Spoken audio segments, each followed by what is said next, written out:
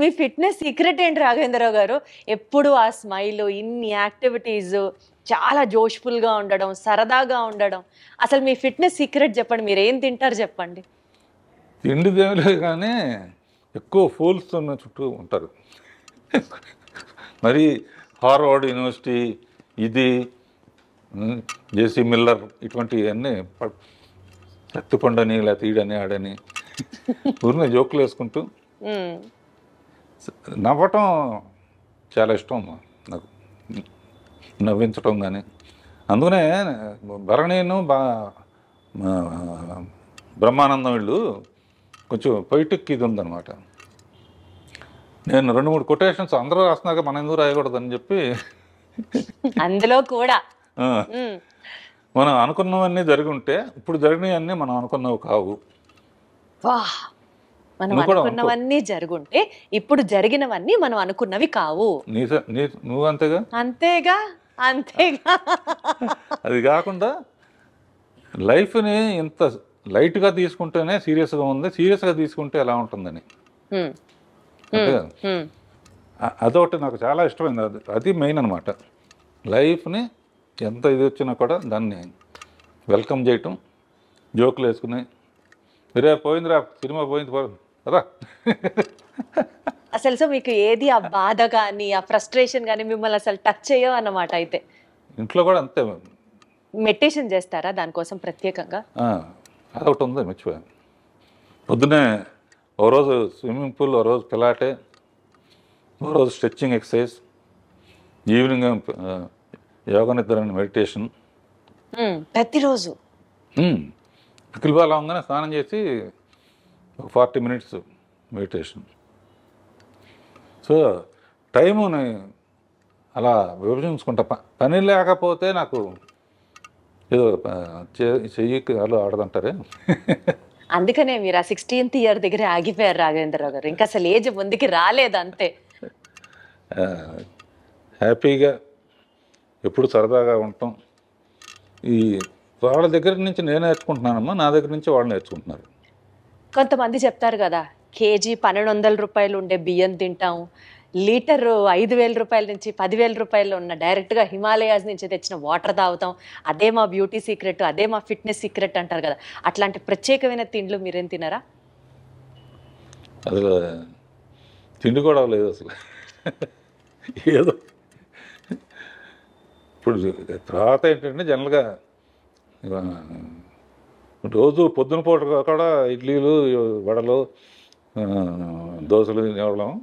ఇప్పుడు ఏంటంటే ఒట్టి నట్స్ను ఫ్రూట్స్, మధ్యాహ్నం లంచ్, నైట్ ఓన్లీ టిఫిన్.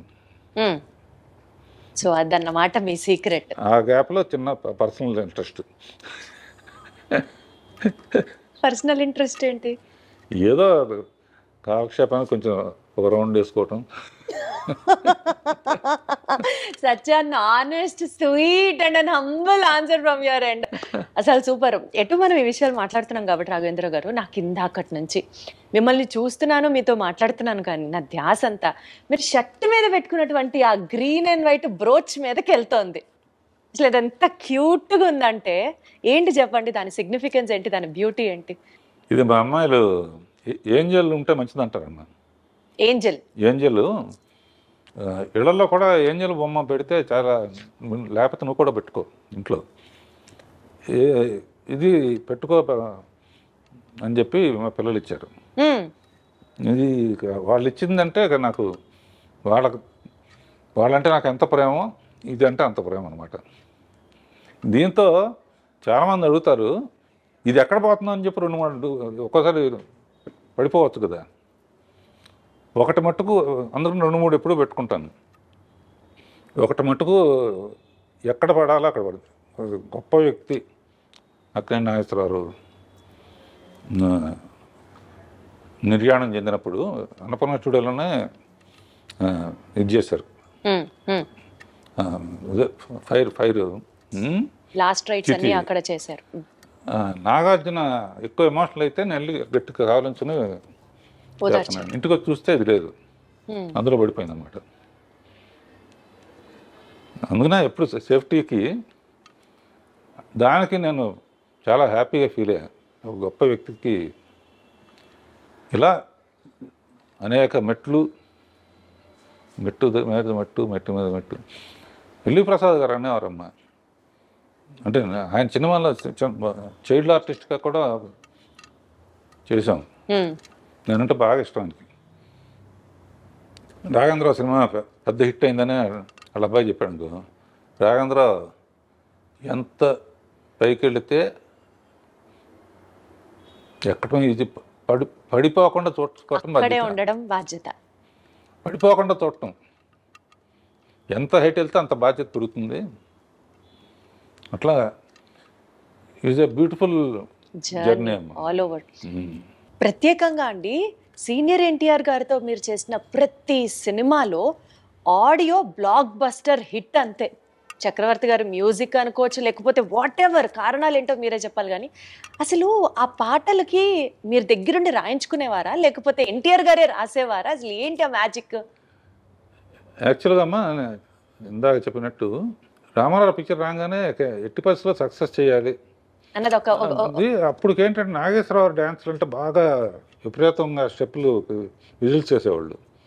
రామారావుకి అంత సాంగ్స్ అప్పుడు మిగతా వర్షిప్ ఉండేది, కానీ ముందు అది కూడా కవర్ చేయాలని చెప్పేసి నా బిలీఫ్ ఎప్పుడు సాంగ్ హిట్ అవ్వాలన్నా ఇది చెప్తున్నా దాని లీడ్ సీన్ బాగుండాలి. సో సాంగ్స్లో ఆయన ఫెయిల్ అవ్వకూడదు అనుకుని ఆరేసుకోబోయే పారేసుకున్నాను అనే అడవి రౌండ్ల పాట మాధవన్ గారు మ్యూజిక్. ఆ పాట అప్పుడు ఏంటంటే హీరో కోసం పరిగెత్తుకుంటూ వస్తుంటే నీళ్ళలో పడిపోతుంది. ఆయన వచ్చే లోపల ఆరేసుకోవాలని చెప్పి లీడ్ అలా తీసుకు ఈ లోపల ఆయన వచ్చేస్తున్నాడు. ఆడియన్స్ ఎంత మంచి వాళ్ళు అంటే వస్తామంటే చీర ఎగిరిపోయింది. చెట్టు నుంచి ఆరేసుకోబోయి పారేసుకున్నానంటే ఓ ఏళ్ళలో డబ్బులు అంటే టేక్ ఆఫ్ ఉంటేనమ్మా. అక్కడి నుంచి ఇక పాటల్లో కూడా ఆయన కూడా అందులో కృషి ఉంటే మనుషులు ఋషులు అవుతారులో ఎన్లైట్మెంట్ ఆఫ్ సోషల్ ఇది ఒక మోటివేషన్ సాంగ్. తర్వాత కోకిలమ్మ పెళ్ళికి అనేది, తర్వాత మేజర్ చంద్రకాంత్ పుణ్యభూమి నా దేశం పాట. అసలు మేజర్ చంద్రకాంత్లో పుణ్యభూమి నా దేశం ఎక్కడికి వెళ్ళినా సరే ఆగస్టు 15న జనవరి 26న ఈ పాట ప్లే అవ్వకుండా భారతదేశంలో ఎక్కడ ఉండదు అంతే. అదిను ఆయన అందులో కూడా అన్ని గెటప్పులు శివాజీ అల్లు సీతారామరాజు ఆయన అనేవాడు, బ్రదర్ చాలామంది చేశారు జాగ్రత్త అని. అంటే అల్లు సీతారామరాజు కట్టబొమ్మను కూడా ఇచ్చాం కదా, శివాజీ గణేష్ చేశారు. కమిట్మెంట్ అంటే ఆయన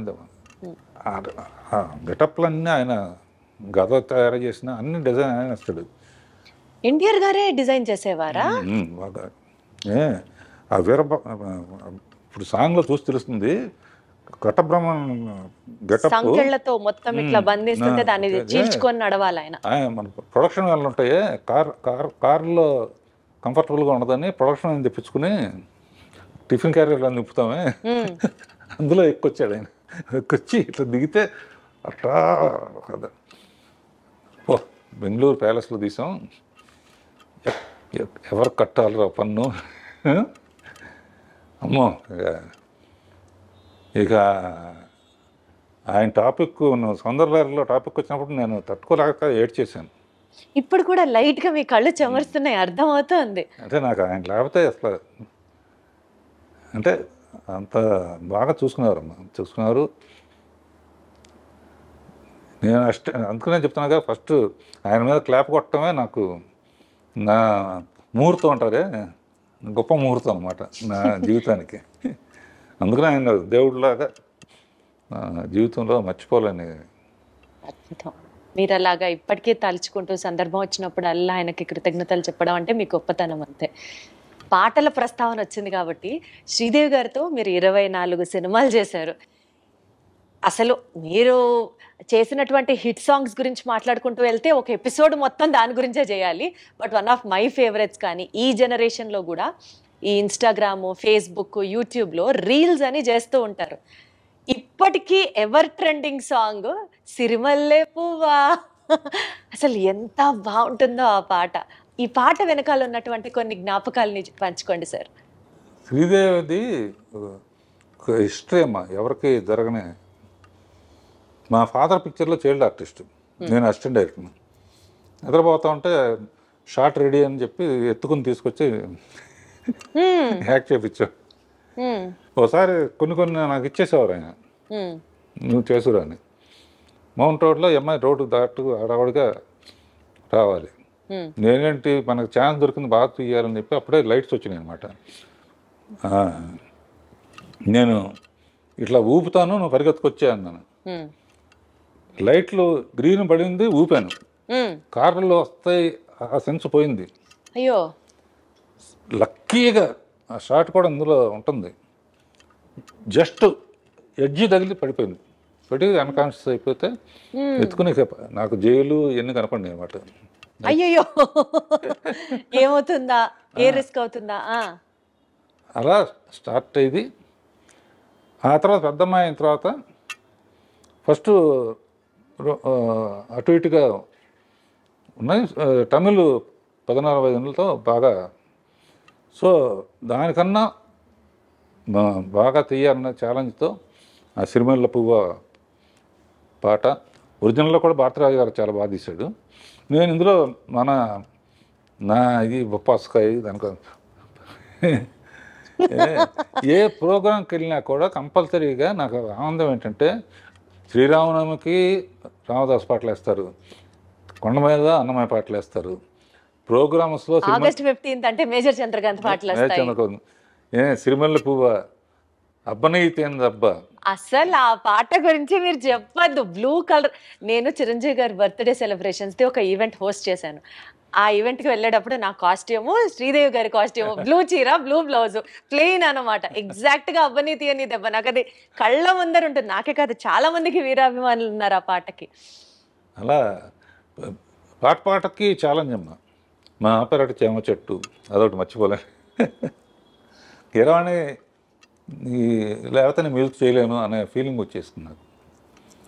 ఈ 50 years బ్లాక్ బస్టర్ ఇయర్స్గా మాకు అందించి మీ మొత్తం ఎక్స్పర్టైజ్ కానివ్వచ్చు, మీ స్కిల్ కానివ్వచ్చు, సినీ రంగంలో మీరు పెట్టినటువంటి, మీరు చూపించినటువంటి, మీరు చేసినటువంటి సర్వీస్ మాకు బోలెడన్ని ఎక్స్పీరియన్స్ని మిగిల్చడంతో పాటు సార్, ఎంత ఎదిగినా ఒదిగి ఉండాలి అన్న ఒక నేచర్, అండ్ మోస్ట్ ఇంపార్టెంట్లీ లైఫ్ని సీరియస్గా తీసుకోకుండా సరదాగా తీసుకుంటే అంతకంటే బ్యూటీ ఇంకొకటి లేదు అన్నది చెప్తూ, రెస్పాన్సిబిలిటీతో పాటు మోస్ట్ ఇంపార్టెంట్లీ మీరు పెట్టినటువంటి హార్డ్ వర్క్ నెక్స్ట్ జనరేషన్స్కి డెఫినెట్లీ ఒక ఇన్స్పిరేషనల్ పర్సనాలిటీగా మీరు నిలుస్తారు, ఉండిపోతారు మా మనసుల్లో.